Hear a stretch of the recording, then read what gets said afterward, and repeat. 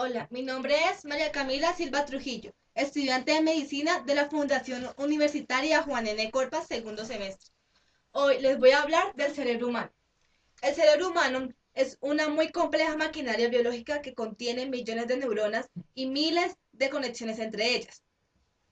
El cerebro está compuesto por las siguientes partes: el fornix, el surco central, el lóbulo parietal, el surco parieto-occipital, el lóbulo occipital, el acueducto, el cuarto ventrículo, el cerebelo, la médula espinal, el bulbo raquídeo, la protuberancia, el mencéfalo y la hipófisis, el quiasma óptico, el hipotálamo, el lóbulo frontal, tálamo, cuerpo calloso, cerebro y hasta ahí.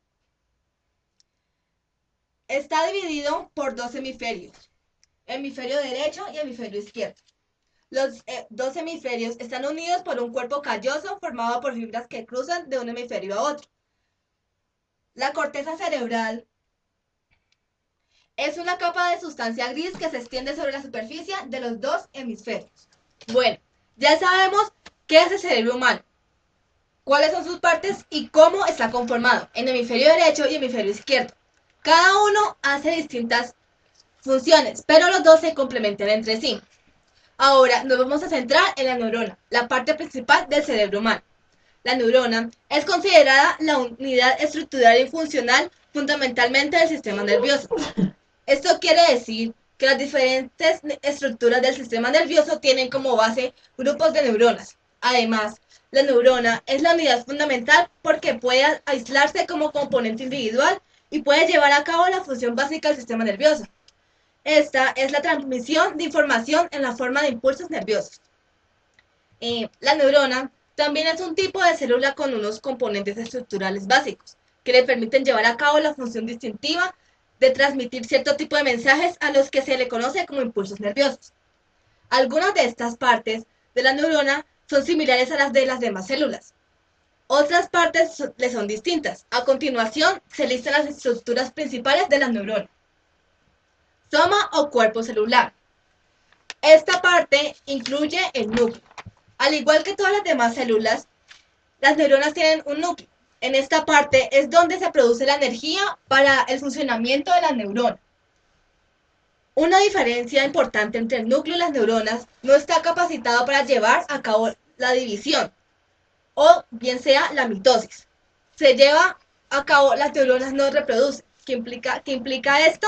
En el caso dado de pérdida permanente de funciones, como por ejemplo rompimiento del cordón espinal. En conclusión, la neurona es considerada la unidad estructural y funcional del sistema nervioso.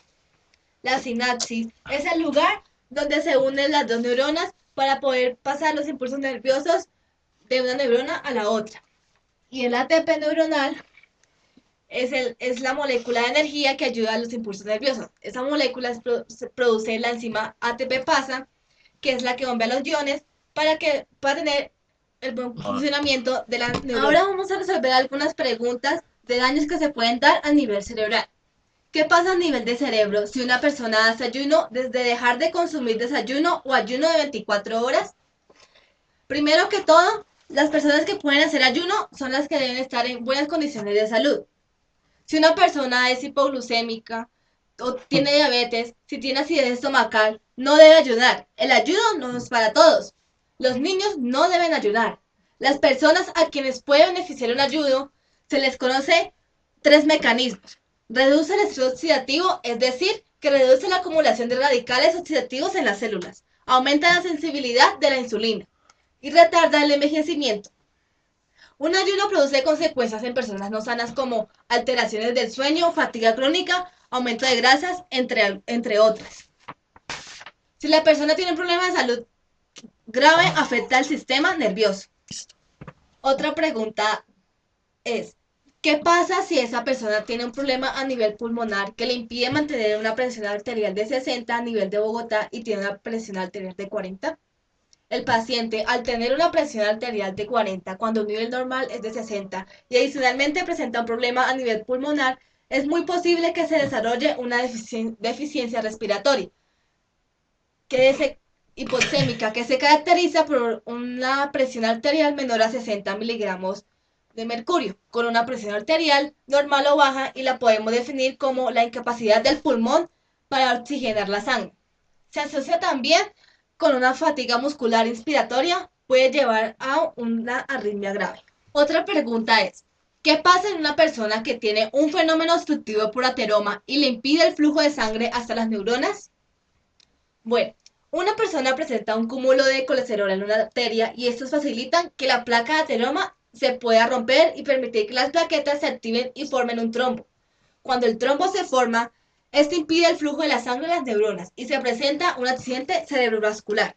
Los principales riesgos para la aparición de un infarto cerebral son la hipertensión arterial, los trastornos lipídicos y el tabaquismo.